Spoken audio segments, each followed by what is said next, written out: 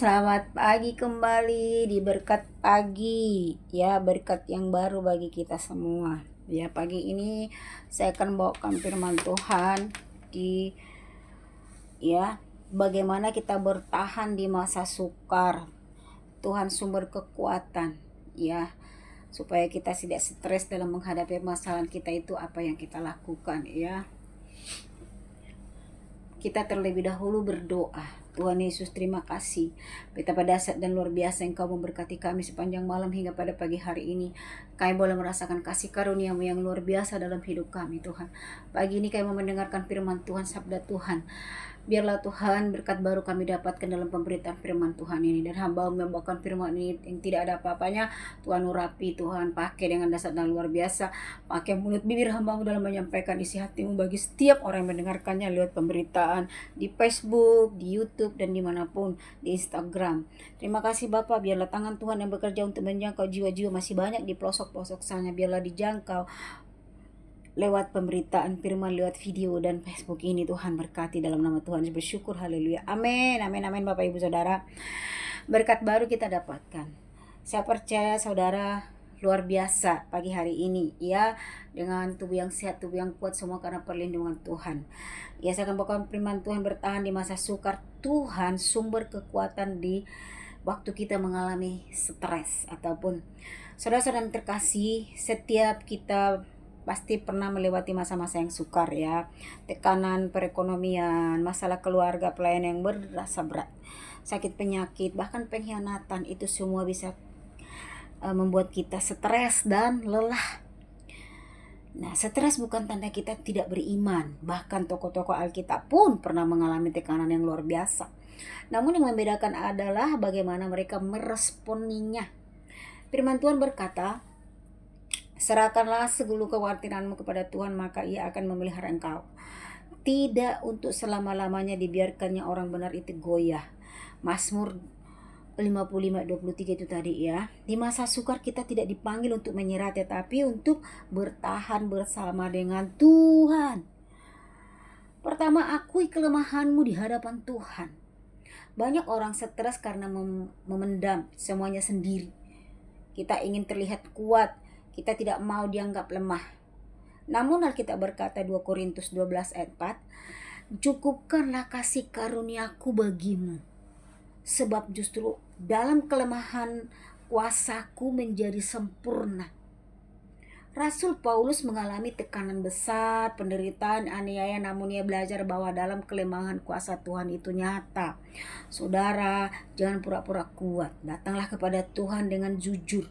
Katakan, Tuhan, aku lelah, aku takut, aku stres.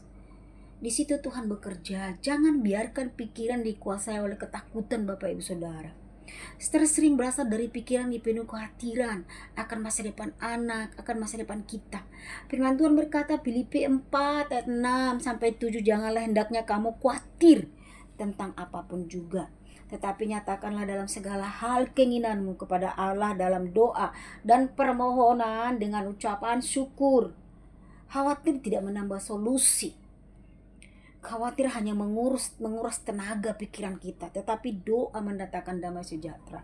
Datanglah berdoa kepada Tuhan ya, dengan doa Bapak Ibu ya. Ketika pikiran mulai kacau, ganti dengan doa. Ketika hati mulai takut, lelah, capek, berdoa. Ucapkan firman Tuhan.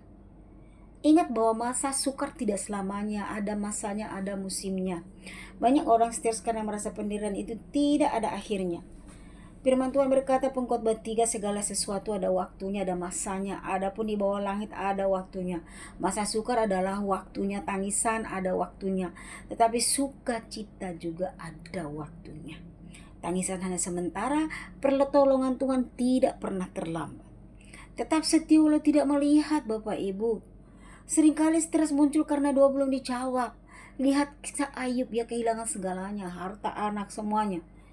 Tapi dia berkata, Tuhan yang memberi, Tuhan yang mengambil, terpujilah nama Tuhan. Iman sejati bukan seketika semuanya baik-baik saja. Iman sejati adalah tetap percaya saat badai itu datang. Ya. Saudara, mungkin hari ini doa belum dijawab, tetapi Tuhan tidak pernah meninggalkan. Carilah kekuatan dan hadirat Tuhan.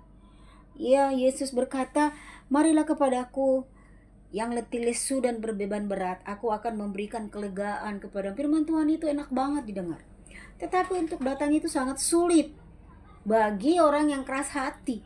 Di dalam doa ada kegelapan, dalam penyembahan ada kekuatan baru.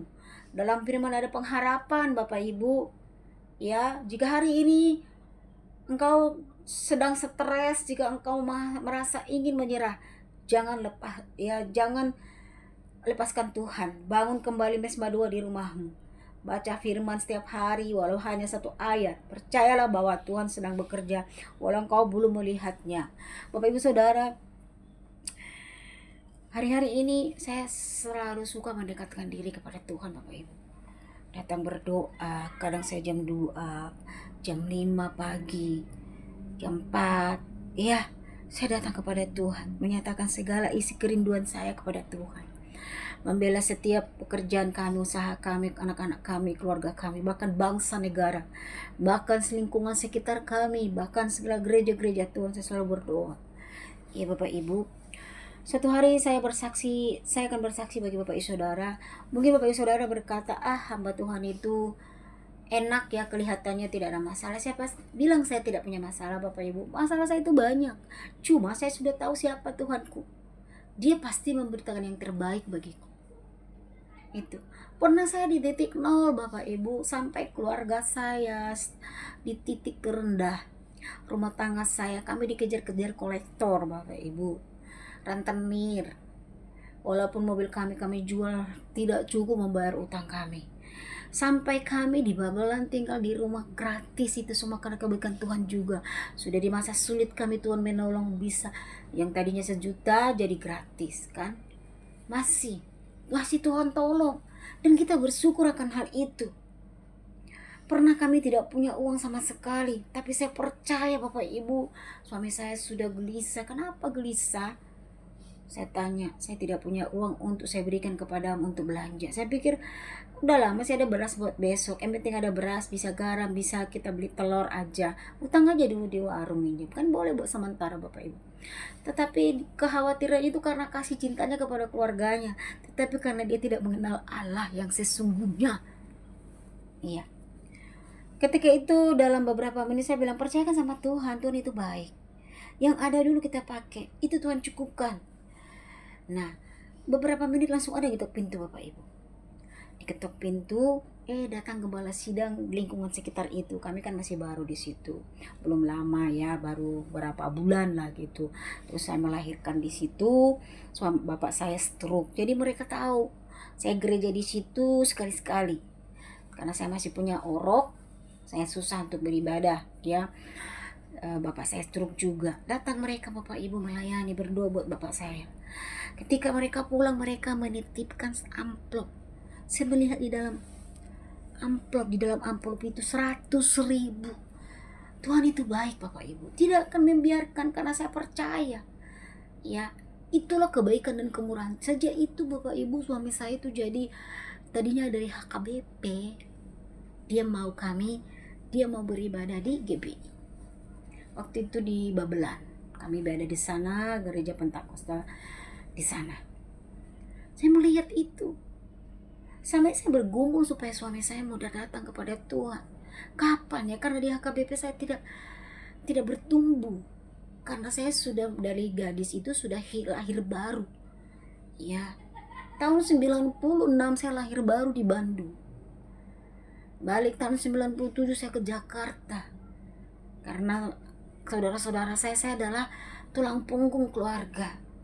Setelah bapak saya meninggal itu, adik saya umur 4 tahun yang perempuan yang buntut. Saya udah, jadi perbedaan saya dengan adik saya itu 20 tahun. Bapak Ibu, hampir 17 tahun lah. Dia lahir, saya udah berumur 17 tahun. Iya. Jadi Bapak Ibu, Tuhan itu dahsyat dan luar biasa. Jangan Bapak Ibu, saya diproses Bapak Ibu. Waduh, bagaimana emas dimurnikan di api supaya kualitas kemurnian emas itu terlihat. Seperti itulah diproses kehidupan kita itu, jadi kita kuat. Jangan cengeng Bapak Ibu, jangan cengeng. Selagi kita masih bisa melangkah, datanglah beribadah. Berat memang, tapi kalau kita datang beribadah, kita bisa tertawa kepada sama teman-teman kita. Apa saudara tidak merindukan teman-teman satu ibadah di tempat? Oh, saya sangat rindu Bapak Ibu. Anak-anak saya juga sangat rindu. Kapan kita gereja, Mak? Pengen ketemu teman.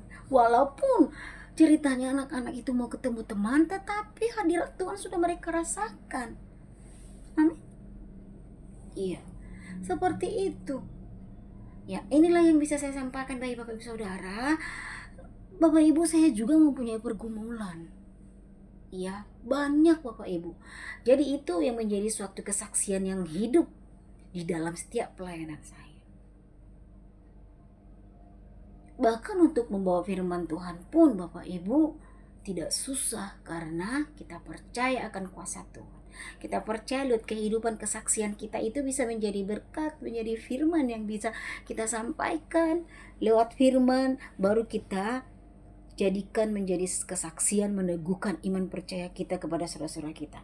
Tuhan memberkati. Ini yang bisa saya sampaikan. Mungkin jika Bapak Ibu Saudara ada kesaksian, ada yang sakit, boleh di DM saya, boleh di komen Bapak Ibu. Saya akan berdoa buat Bapak Ibu Saudara. Saya akan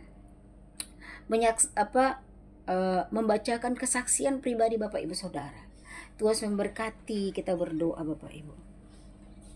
Saudara-saudara yang kekasih dalam nama Tuhan Yesus, ya, kita akan berdoa syafaat. Bapa, terima kasih Tuhan buat hari ini, atas kasih setiamu dalam kehidupan kami. Kami datang di hadapanmu dengan hati yang mungkin lelah dan penuh pertanyaan. Kami sudah berdoa, kami sudah berpuasa, tetapi keadaan belum berubah. Ampuni kami jika kami mulai ragu akan kuasa-Mu. Kuatkan iman kami untuk tetap percaya. Ajari kami Tuhan menanti dengan sabar. Periksa hati kami, bersihkan kami dari segala dosa dan kepahitan kami. Kami percaya Engkau tidak pernah meninggalkan kami sedikit pun. Walau langit terasa tertutup, Engkau tetap bekerja. Pulihkan setiap keluarga yang sedang bergumul. Jawab setiap doa-doa sesuai dengan kehendak-Mu pada waktunya yang indah. Tuhan, terima kasih buat hari ini. Di dalam nama Tuhan Yesus, saya sudah mengucap syukur dan berdoa. Haleluya. Amin. Amin. Tuhan berkati Bapak Ibu Saudara. Ya, selamat ketemu kembali besok di berkat yang berbeda. Terima kasih, Tuhan Yesus memberkati.